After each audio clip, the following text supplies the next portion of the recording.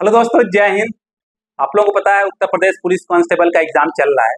तो आज हम लोग जो 24 अगस्त को पहले शिफ्ट का पेपर हुआ था उसके मैथ के क्वेश्चन सॉल्व करेंगे। ओके, बहुत ही इंपॉर्टेंट क्वेश्चन पूछे गए। चलिए स्टार्ट करते हैं। 24 अगस्त फर्स्ट शिफ्ट का मैथ के क्वेश्चन सॉल्व करेंगे। पहला क्वेश्चन है प्रोबेबिलिटी से।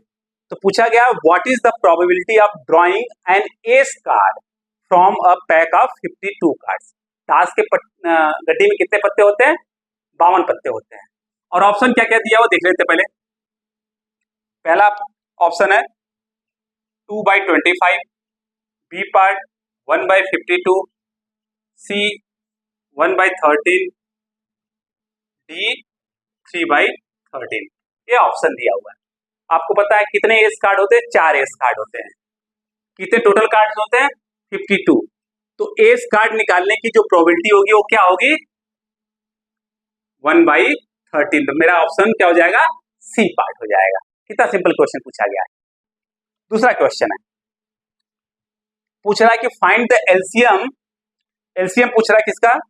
12, 18, 20 और 25 का एलसीएम पूछ रहा है कि एलसीएम फाइंड करिए 12, 18, 20 और 25 का। ऑप्शन क्या क्या है? 880, 920, सी 860, डी पार्ट 900। इसका एलसीएम डायरेक्ट निकल जाएगा। 12 क्या होता है? 4 इंटू 3, 4 इंटू 3, तो 4 इंटू 3 हो गया, 4 आ गया यहाँ से। 18 क्या होता है? 2 इंटू 9, तो वहां से 9 आ गया। 20 क्या होता है? 4 इंटू 5, तो वहां से 5 आ गया। और 25 क्या हो गया? 5 इंटू 5, मतलब एक 5 और आ गया। तो कितना हो गया? 25 चौका 100 गुणे 9 मतलब 900। हमारा एलसीएम कितना हो जाएगा? 900 हो जाएगा। बात समझ में आ गई? पक्का नोट डाउन कर लीजिए। इस तरीके से क्वेश्चन पूछा गया है यूपी पुलिस कांस्टेबल के एग्जाम में। एलसीएम पूछा गया, आप समझ सकते हैं। प्रोबेबिलिटी पूछा है, सिंपल सा।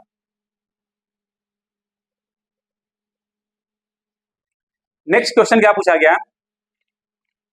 पूछ रहा है कि find the list number which when divided by 4, 6, 8, 10 and 12, find the least number। least number पूछा जा रहा है।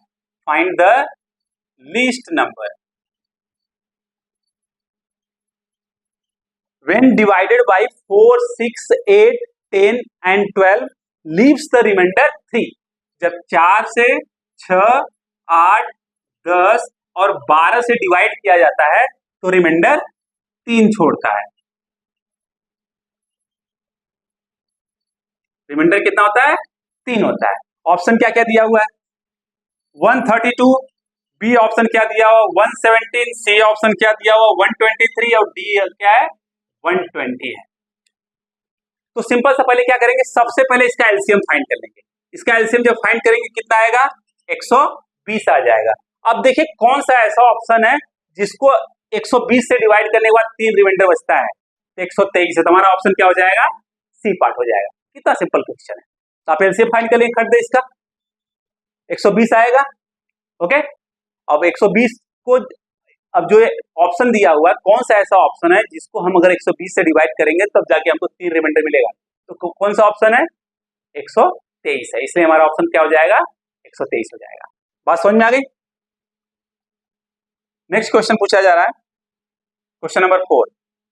If A B C D E, if A B C D E are 5 consecutive odd number है, 5 consecutive odd number है, तो पूछ रहा है भैया इसका एवरेज फाइंड करिए। एवरेज पूछ रहा है। तो ए, तो बी क्या हो जाएगा? B is equal to A plus 2 हो जाएगा, क्योंकि 5 कंजिक्यूटिव लगातार जो ऑड नंबर है वो है। सी क्या हो जाएगा? ए प्लस 4 हो जाएगा। डी क्या हो जाएगा? ए प्लस 6। और ई क्या हो जाएगा? ए प्लस 8 हो जाएगा। ये हमारा हो जाएगा। और ऑप्शन क्या क्या दिया हुआ है इसका? ऑप्शन देखिए, ऑप्शन क्या है? ए पार्ट, ए पार्ट है A B C D E by 5, B part है ए प्लस 4, सी पार्ट है 6 टाइम ए प्लस 4 और डी पार्ट है 9 times a plus B plus c plus d plus e, ये हमारे ऑप्शन दिए हुए हैं। तब एवरेज फाइंड करना है इसका। तो देखिए जब सबको ऐड करेंगे a plus B plus c plus d plus e by 5, यही तो एवरेज होगा। अब देखिए बी क्या है ए प्लस 2, सी क्या है ए प्लस 4, डी क्या है ए प्लस 6 और ई क्या है ए प्लस 8। क्यों? क्योंकि 5 लगातार कंसेक्यूटिव ऑड नंबर हैं, तो पहले को हमने एज इट इज दे दिया, तो बी अपने आप ए प्लस 2 हो जाएगा, सी अपने आप ए प्लस 4 हो जाएगा। अब सबको यहाँ पे वैल्यू रखेंगे तो क्या आएगा, देखिए 5a प्लस 2 प्लस 4 कितना है 6, 6 plus 6 12, 12 plus 8 20, 5a plus 20 divide by 5, जब इसको कैंसिल करेंगे तो क्या आ जाएगा हमारा आंसर a प्लस 4, तो ऑप्शन नंबर बी पार्ट हो जाएगा। बात समझ में आ गई? ऐसे क्वेश्चन को सॉल्व करना है, नोट डाउन कर लीजिए, वीडियो को पॉज करके आप लोग नोट डाउन कर लीजिएगा। और 24 अगस्त के पहले शिफ्ट का पेपर है यार, तो आप लोग पेपर डाउनलोड कर लीजिएगा। ओके, नेक्स्ट क्वेश्चन है क्वेश्चन नंबर 5। कोई सर्वे है, कोई सर्वे हो रहा है जिसमें 60% लोग जो हैं ऑप्शन ए को सिलेक्ट कर रहे हैं, ऑप्शन ए को सिलेक्ट कर रहे हैं, और 40% लोग ऑप्शन बी को सिलेक्ट कर रहे हैं। किसी सर्वे में, कोई सर्वे चल रहा है उसमें, अब टोटल जो है रिस्पॉन्ड करने वाले 500 लोग हैं, 500 पीपल्स उसको क्या किया, रिस्पॉन्ड किए। तो पूछ रहा है क्वेश्चन के अंदर how many of them preferred option A, option A कितने लोगों ने सिलेक्ट किया, ये पूछा जा रहा है। और ऑप्शन ए को सिलेक्ट करने वाले कितने परसेंट है, 60%, और टोटल कितने है 500, तो 60% ऑफ 500 फाइंड कर लीजिए। 60% ऑफ 500 क्या आ जाएगा, 300 आ जाएगा, कैंसिल हो जाएगा, 60 बचे 300। ओके, तो ऑप्शन हमारा क्या क्या है देख लेते हैं, ऑप्शन लिख लेते हैं। ऑप्शन है 200, बी है 400, सी है 100 और डी जो है वह 300 है, तो ऑप्शन डी पार्ट हमारा सही हो जाएगा। बात समझ में आई? पक्का नोट डाउन कर लीजिए।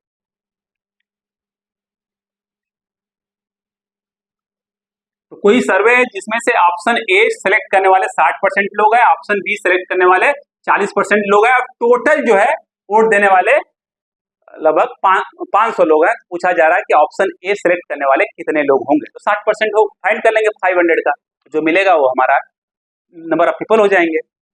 समझ में आ गया? नेक्स्ट क्वेश्चन है क्वेश्चन नंबर 6, कह रहा है कि a cylinder is intersected by plane, कोई सिलेंडर है मतलब बेलन है,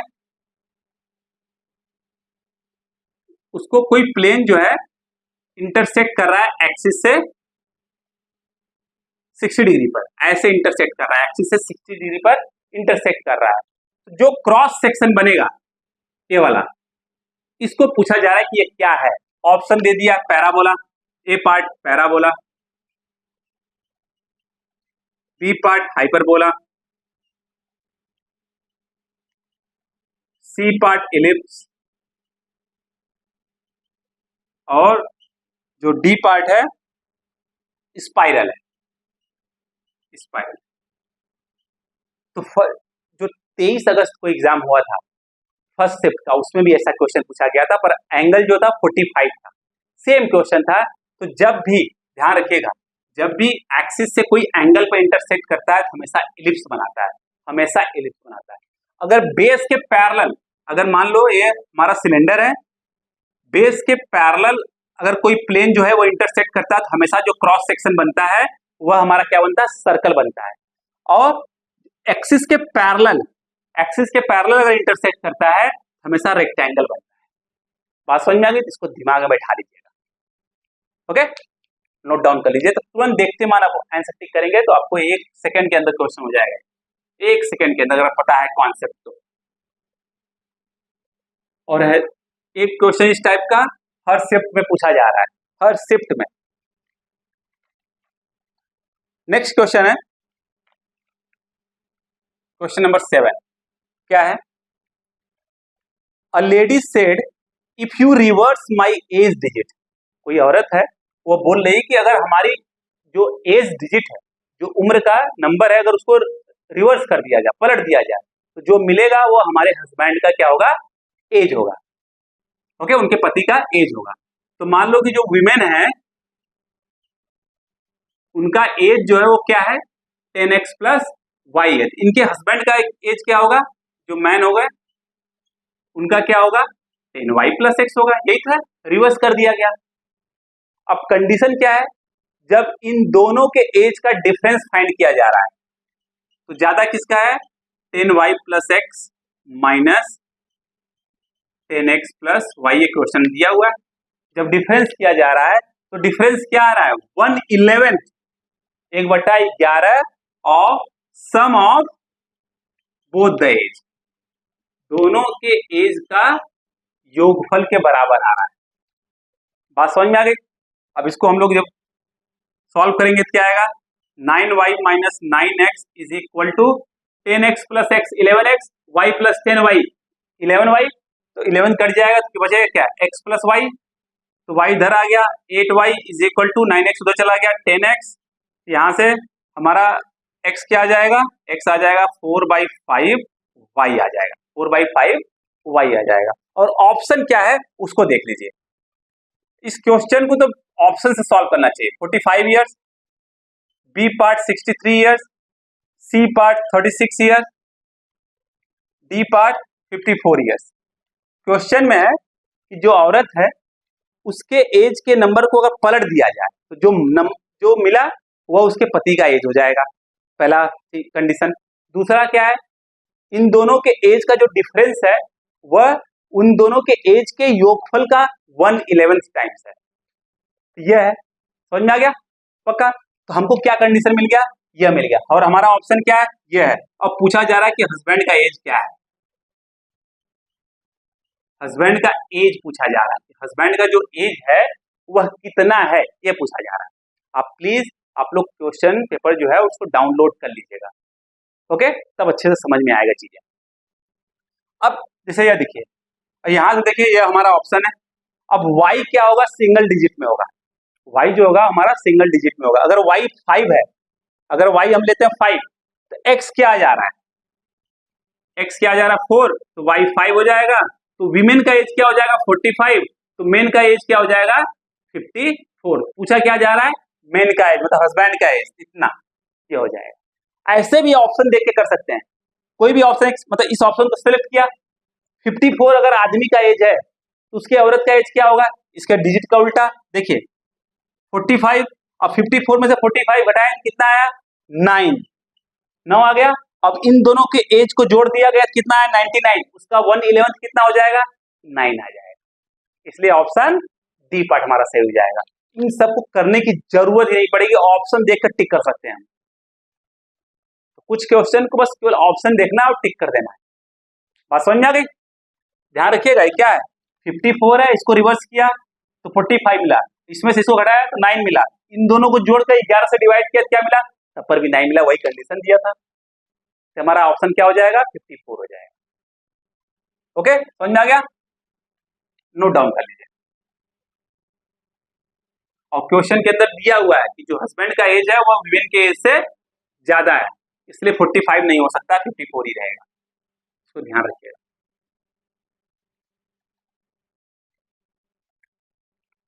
क्वेश्चन नंबर 8 क्या है, दिया है the cost price the CP of 72 books, cost price of 72 किताब is equal to SP of 60 books, 60 books. फिर पूछा जा रहा है कि what is the gain percent, what is the gain percent, gain percent कितना होगा। ऑप्शन क्या है, पहला ऑप्शन है 16 2/3%, बी 8 1/3%, सी 20%, डी 18%। ये हमारा ऑप्शन है। कितना सिंपल क्वेश्चन दिया है। तो सबसे पहले क्या करते हैं, ध्यान रखिए, 72 बुक्स का जो कॉस्ट प्राइस है वह 60 बुक के सेलिंग प्राइस के बराबर है। तो सबसे पहले बात आप क्या करें, जो एक किताब है उसके सीपी मान लेते हैं। Let CP of one book क्या हो जाएगा, ₹1 हो गया। तो 60 बुक का सीपी क्या हो जाएगा, 60 बुक्स का सीपी। ये सब लिखना नहीं है, ध्यान रखिएगा, एग्जाम में नहीं लिखना है सब, हम लिख रहे हैं। 60 बुक्स का जो एसपी होगा वो क्या होगा, ₹72 होगा। ध्यान रखिए, केवल 60 किताबें बेची जा रही हैं, इसलिए सीपी ऑफ 60 बुक्स क्या हो जा रहा है, ₹60, क्योंकि एक बुक का जो कॉस्ट प्राइस है ₹1 हमने अज्यूम कर लिया है। और 60 बुक्स का जो सेलिंग प्राइस है 72 बुक्स के कॉस्ट प्राइस के बराबर है, इसलिए सेलिंग प्राइस कितना हो जाएगा, 72 हो जाएगा। पूछा जा रहा है गेन परसेंट, तो गेन परसेंट का फॉर्मूला क्या होता है, गेन परसेंट का फॉर्मूला हमको पता है, SP minus CP, 72 minus 60 12 divide by CP, CP कितना है 60 इंटू 100, 12 बचे 60, 5 दिशा में 100, मतलब 20%। ऑप्शन नंबर सी पर हमारा सही हो जाएगा। ये सब कुछ लिखने की जरूरत नहीं है, ध्यान रखिएगा। बात समझ में आ गई, पक्का नोट डाउन कर लीजिए, इतना पता होना चाहिए, तुरंत देखते मान समझ में आ जाए। 72 माइनस 60 डिवाइड बाई 60 इंटू 100, खत्म क्वेश्चन। इतना प्रैक्टिस आपको घर पे होना चाहिए कि तुरंत लिखिए 72 minus 60 divide by 60 into 100, 20 answer आ गया, सी पार्ट खत्म। बात समझ में आ गई, नोट डाउन कर लीजिए, तभी जाके सिलेक्शन पॉसिबल है।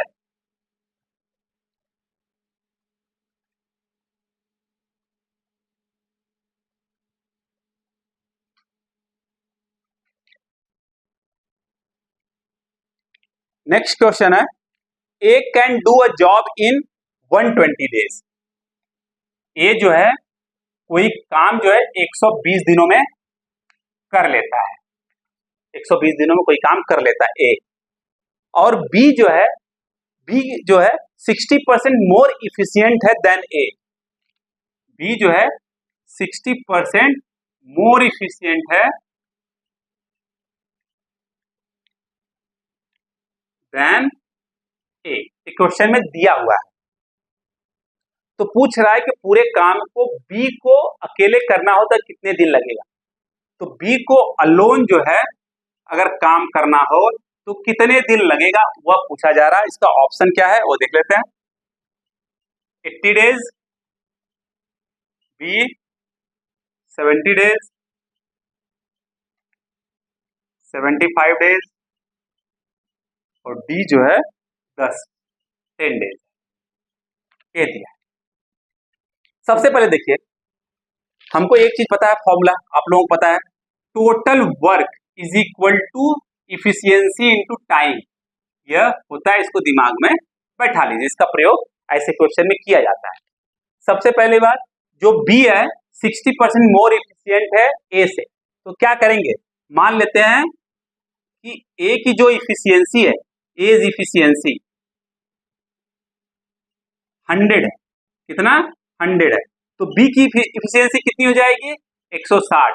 दोनों का रेशियो फाइंड कर लेंगे, कितना हो जाएगा 100/160 का मतलब हो गया 5/8।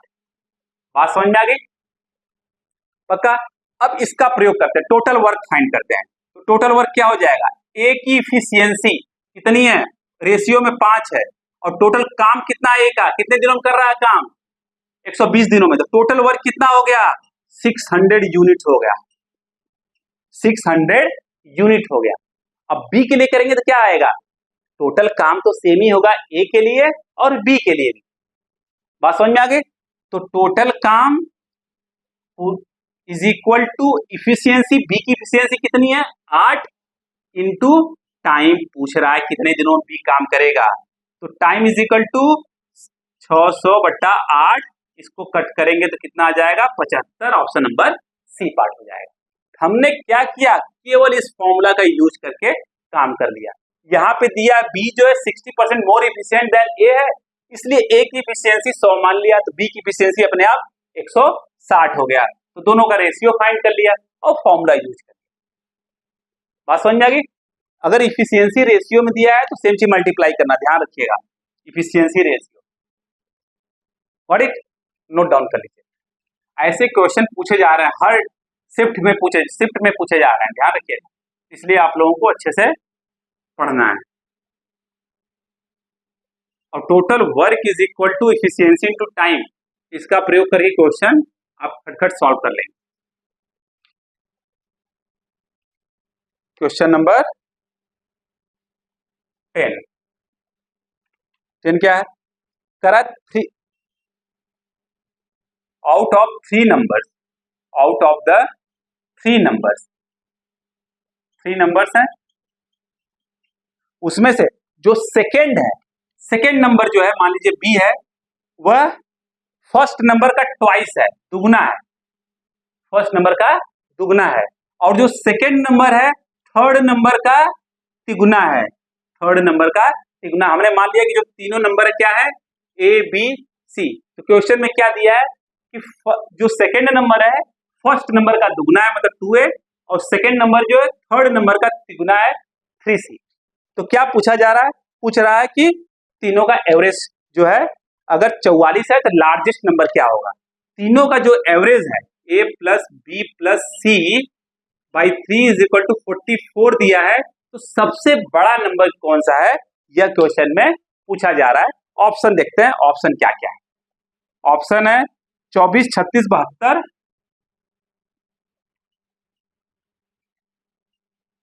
72 और 108। क्वेश्चन में कि कोई तीन नंबर है जिसमें से दूसरा नंबर जो है पहले नंबर का दुगना है और दूसरा नंबर तीसरे नंबर का तिगुना है, और तीनों का एवरेज दिया है 44। तो पूछ रहा है कि सबसे बड़ा वाला नंबर कौन सा है, लार्जेस्ट नंबर। ओके, अब सबकी वैल्यू रख दीजिए। ए तो ए है, बी जो है वो 2a है, सी क्या है, सी को एक टाइम फाइंड करिए। सी यहां से क्या निकल जाएगा, b/3, और b क्या है 2a है, तो 2a बाई 3 हो जाएगा। Divide by 3 is equal to 44। 3 का मल्टीप्लाई कर दिए, यहाँ पे एलसीएम ले लीजिए, तो 3a plus 6a plus 2a divide by 9, 44। यह 3 और यह 3 मल्टीप्लाई हो जाएगा, तो कितना हो गया 11। a is equal to 49 into मतलब 44 इंटू 9। a कितना हो जाएगा 11 चौक 44, 9 चौक 36। a जो है 36 है, तो b क्या हो जाएगा 72, और c क्या हो जाएगा 24। तो सबसे बड़ा नंबर क्या हो जाएगा 72। सी पार्ट हमारा ऑप्शन हो जाएगा, सी पार्ट। बात समझ में आ गई? सबसे बड़ा नंबर पूछा जा रहा है। तो मैं क्वेश्चन पूरा नहीं लिख रहा हूं, आप लोग प्लीज पीडीएफ डाउनलोड कर लीजिएगा और क्वेश्चन को देखिएगा, जिससे कि आप लोगों का समय बच सके। मैं क्वेश्चन लिखूंगा तो समझ ज्यादा लग जाएगा। ओके, नेक्स्ट क्वेश्चन क्या है? क्वेश्चन नंबर 11 दिया है, इन 2025 लीटर, इन 2025 लीटर कोई 2025 लीटर का मिक्सचर है, और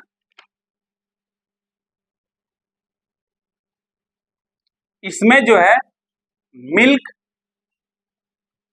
एंड जो वाटर का रेशियो है वह दिया हुआ है 12:13। तो पूछा जा रहा है इसमें कितना वाटर ऐड किया जाए, इसमें कितना वाटर ऐड किया जाए कि मिल्क और वाटर का रेशियो जो है, मिल्क एंड वाटर का जो रेशियो है वह 12:15 हो जाए। कितना वाटर ऐड करें इसमें कि नया जो रेशियो है वो दूध और पानी का 12/15 हो जाए। ऑप्शन क्या क्या है, 162 लीटर, 160 लीटर, सी जो है 156 लीटर, और जो लास्ट पार्ट है डी 150 लीटर। ये हमारा ऑप्शन है। बात समझ में आ गई? तो देखिए टोटल कितना है मिक्सचर 2025। तो सबसे पहले क्या करते हैं, मिल्क कितना है उसमें फाइंड कर लेते हैं। उसके लिए क्या करेंगे, देखिए सिंपल सा है, 2025 इंटू मिल्क और वाटर का रेशियो क्या इतना है, तो 12/25। 25 गुण 25 अट्ठे 200, 25 एकम 25, इसको मल्टीप्लाई करेंगे क्या है, 12 एकम 12, 12 अट्ठे 96, 97, इतना आ गया। ये हमारा मिल्क हो गया। तो वाटर कितना हो जाएगा, वाटर जब इसको घटा देंगे, सब्ट्रैक्ट कर देंगे इस पार्ट को, इसमें से कितना आ जाएगा, 3 आ जाएगा, 5 आ जाएगा, 0 आ जाएगा, 1 आ जाएगा। ये हमारा हो गया वाटर। तो कहा क्वेश्चन में क्या है, क्या पूछ रहा है, कितना वाटर ऐड किया जाए कि नया रेशियो जो है 12/15 हो जाए। देखिए 972 बटा 1053 प्लस एक्स, हमने मान लिया कि x लीटर वाटर ऐड किया गया, तो जो नया रेशियो है वह कितना बन गया, इतना, 3 चौका 12, 3 पचे 15, मल्टीप्लाई कर देते हैं 10, 35, 36, 45, 3 48 is equal to 12, 20, 21, 4 plus 4x। जब इसको सब्ट्रैक्ट करेंगे कितना आएगा, 4x is equal to 8, 4, 6, x is equal to 1, 6, 2, मतलब 162 लीटर आ गया। देख कितने खड्डे हो गया, अधिक से अधिक 10 से 15 सेकंड लगा, हो गया। इतना कैलकुलेशन नहीं करना है, ध्यान रखिएगा, आपको समय बचाना है। बात समझ में आ गई। तो जो टोटल मिक्सचर है, सबसे पहले उसमें से हमने मिल्क फाइंड के लिए, कितना मिल्क है आपको पता है, रेशियो दिया 12/13 का, तो 12/25 हो जाएगा, दोनों को ऐड कर देंगे नीचे, तो वहां से मिल्क निकल गया। तो वाटर कैसे निकलेगा, टोटल मिक्सचर में से मिल्क को घटा दिया, इतना आ गया। अब वाटर आ गया, मिल्क आ गया, तो कितना वाटर ऐड किया जाए, तो हमने मान लिया कि x लीटर वाटर ऐड कर दिया जाए। तो मिल्क बटा वाटर का रेशियो कितना दिया, 12/15। इसको सॉल्व कर लिया तो x की वैल्यू आ गई, जो x की वैल्यू है वही हमारा क्या है, वाटर है। बात समझ में आ गई, वही हम लोग वाटर ऐड कर रहे हैं, नोट डाउन कर लीजिए। तो पूरा हम बेसिक बता रहे हैं आपको, ध्यान रखिएगा।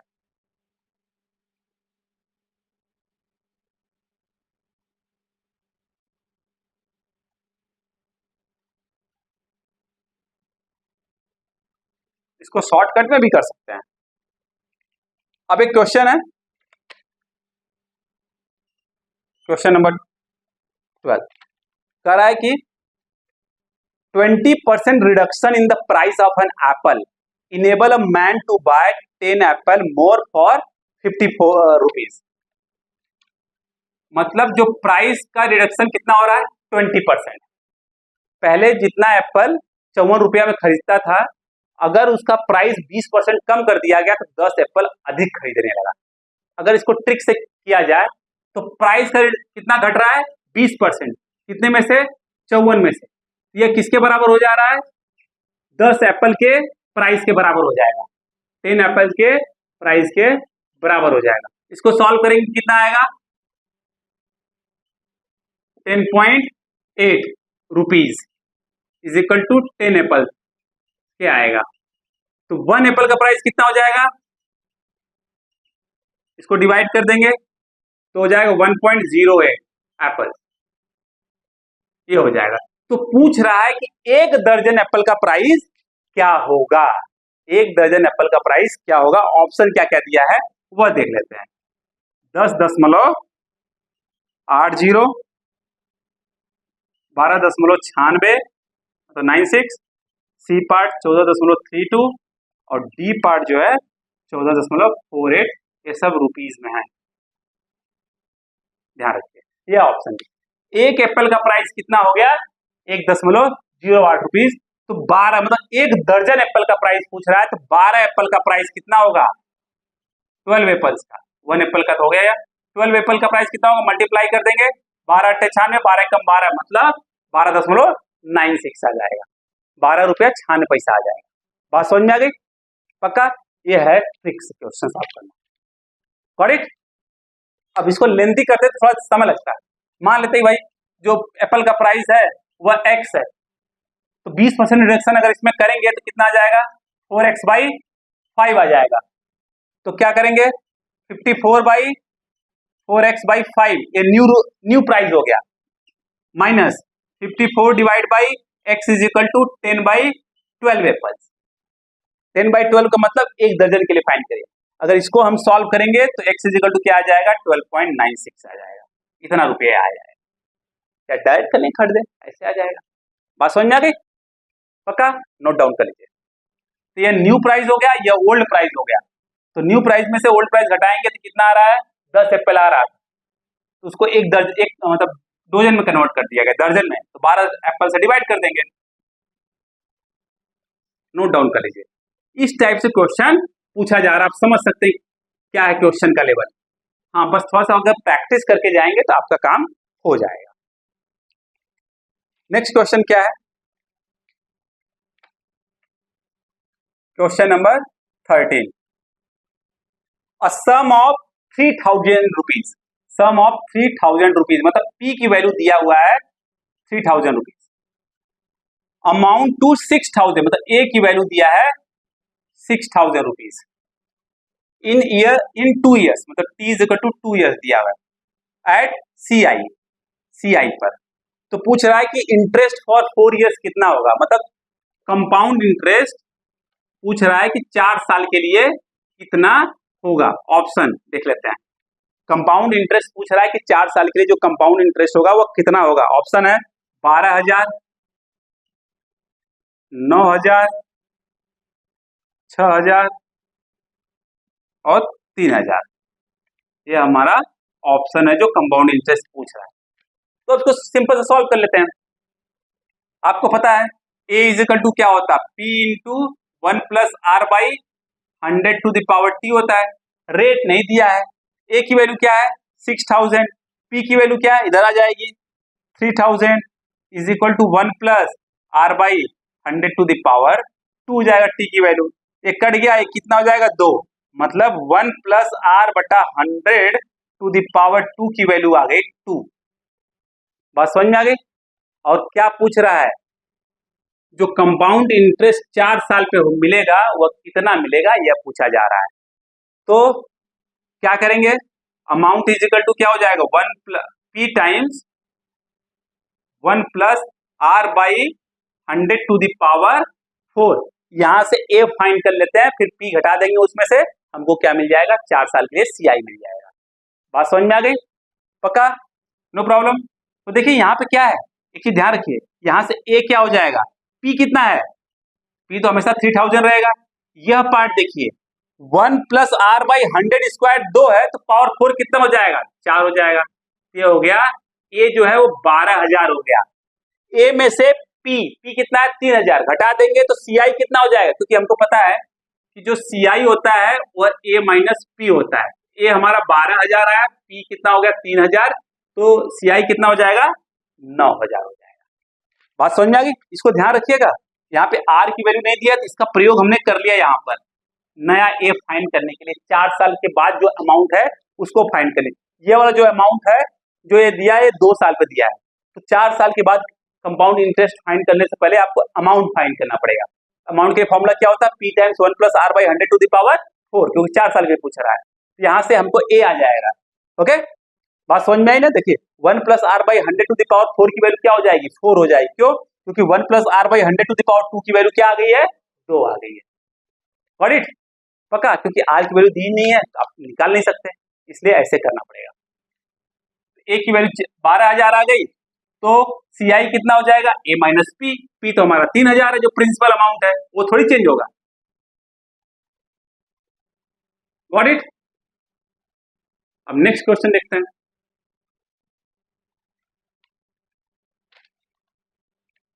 अब क्या है, कह रहा है next 14th question number 14, A takes 50% more time than B to complete a work.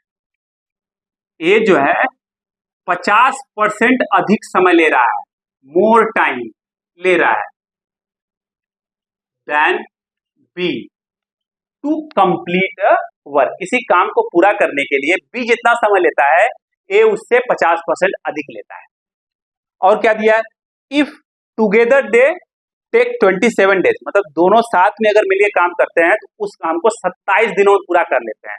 तो पूछा जा रहा है कि बी जो है अकेले उस काम को कितने दिनों में पूरा करेगा। हमने मान लिया कि भैया बी जो है पूरे काम को x दिन में करेगा, तो ए कितने दिनों में करेगा 50% अधिक x प्लस 50% मतलब दिस थिंग, मतलब 3x बाई 2।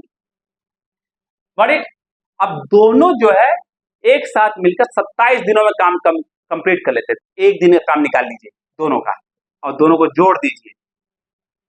3x/2 तो 2 ऊपर चला जाएगा इज इक्वल टू 1/27। ये क्या हो जाएगा 3x 3 5 5/3x is equal to 1/27।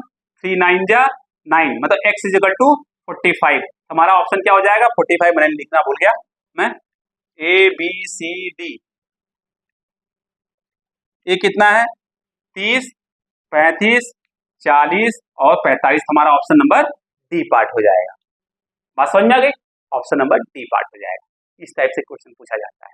तो जब भी ऐसा पूछा जाए तो तुरंत अज्यूम करिए कि बी जो है एक्स दिन में करता है, तो ए जो है अपने आप 3x/2 डेज में करेगा। फिर आपको एक दिन का फाइंड करना है। यहाँ से एक्स की वैल्यू आ जाएगी तो आपको पता चल जाएगा कि बी कितने दिनों में काम कंप्लीट कर रहा है। Got it.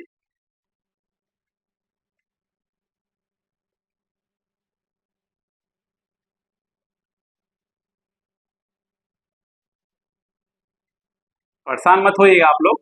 कुछ दिनों में डिजिटल बोर्ड खरीद लूंगा तो सब काम आसान हो जाएगा आप लोगों के लिए। ओके, नेक्स्ट क्वेश्चन क्या है। नेक्स्ट क्वेश्चन बहुत इंटरेस्टिंग क्वेश्चन है। Question number 15। After giving a discount of 12% on the marked price of a book, किसी किताब के मार्क्ड प्राइस पर, जो मार्क्ड प्राइस है उस पर 12% का डिस्काउंट दिया जा रहा है, तो उसको गेन प्रॉफिट कितना हो रहा है। जो गेन परसेंट हो रहा है वह 21% हो रहा है। कितना 21% हो रहा है। तो क्वेश्चन पूछ रहा है कि अगर वह कोई डिस्काउंट नहीं देता है तब उसको कितना गेन परसेंट होगा। देख लेते हैं। 25% दिया है option A, option B 31.5%, option C 40%, option D 37.5%। बात समझ में आई। क्वेश्चन क्या है। पहला मार्क प्राइस पर जो डिस्काउंट है 12% का डिस्काउंट है, 12% का क्या है डिस्काउंट है, तब जो उसको गेन हो रहा है वह 21% हो रहा है। अगर वो कोई डिस्काउंट नहीं देता है तब उसको कितना गेन होगा, ये पूछा जा रहा है। हमने मान लिया कि जो मार्क्ड प्राइस है वह क्या है, एमपी जो है वह 100 है, तो 12% का डिस्काउंट अगर मिलेगा उसको तो सेलिंग प्राइस कितना हो जाएगा 88 रुपया हो जाएगा। 12% का डिस्काउंट होगा क्योंकि सेलिंग डिस्काउंट घटाकर तभी बेचेगा। समझ में आ गया। यहां से हमको एसपी मिल गया तो सीपी क्या होगा, सीपी बराबर क्या हो जाएगा, हमको पता है SP divide by 100 plus gain percent कितना है 21 इंटू 100। एसपी कितना है 88, 88/121 इंटू 100 मतलब कितना हो जाएगा 800/11 हो जाएगा। सीपी कितना हो जाएगा 800/11। अब पूछ रहा है कि अगर कोई डिस्काउंट न दिया जाए तो कितना उसको प्रॉफिट होगा। अब जो नया एसपी आएगा वह 100 हो जाएगा, इस पर कोई डिस्काउंट नहीं दिया जा रहा है, तो गेन परसेंट पूछ रहा है, तो गेन परसेंट क्या हो जाएगा, फॉर्मूला लगा देते हैं। SP minus CP, 100 minus CP हमेशा सेम ही रहेगा, 800/11 डिवाइड बाई 800/11 गुणे 100। समझ में आ गया। तो ये क्या हो गया 1100 मतलब 300/11 इंटू 11/800 इंटू 100। यह हमारा ध्यान रखिएगा इसको। तो यह 2 जीरो कस गया, 11 11 कट गया, 300/8 आ गया, मतलब 8 3 24 8 क्या आ गया 37.5% आ गया। बात समझ में आ गई। Got it. हमने क्या किया, मार्क प्राइस मान लिया कि 100 है, तो 12% का डिस्काउंट है, एसपी कितना हो जाएगा 88 हो जाएगा। यहाँ से सीपी फाइंड कर लेंगे क्योंकि गेन परसेंट दिया हुआ है। सीपी का फॉर्मूला आपको पता ही होता है, कितना आ गया 800/11 आ गया। पर क्वेश्चन दिया गया अगर कोई डिस्काउंट न दिया जाए, मतलब जो मार्क्ड प्राइस है उस पर ही बेचा जाए, तो अब सेलिंग प्राइस क्या हो जाएगा मार्क प्राइस के बराबर, तो 100 हो जाएगा। तो सेलिंग प्राइस हमारे पास है, कॉस्ट प्राइस हमारे पास है, तो प्रॉफिट परसेंट पूछ रहा है। सिंपल सा फॉर्मूला है SP minus CP divide by CP into 100, खत्म। बात समझ में आ गई। थोड़ा सा कैलकुलेशन है, that's it, nothing else. Got it. तो आज के लिए बस इतना ही। जाने से पहले अगर वीडियो पसंद आए तो इसको लाइक से सब्सक्राइब जरूर करिएगा। नेक्स्ट क्लास में अगेन जो 25 अगस्त का फर्स्ट शिफ्ट का पेपर है उसको हम लोग सॉल्व करेंगे, रीजनिंग और मैथ को। फिर उसके बाद जो सेकंड शिफ्ट का 23 अगस्त, 24 अगस्त और 25 अगस्त का है उसको सॉल्व करेंगे। ओके, जाने से पहले वीडियो पसंद आए तो इसको लाइक से सब्सक्राइब जरूर करिए। बाय बाय, टेक केयर, पढ़ते रहिएगा।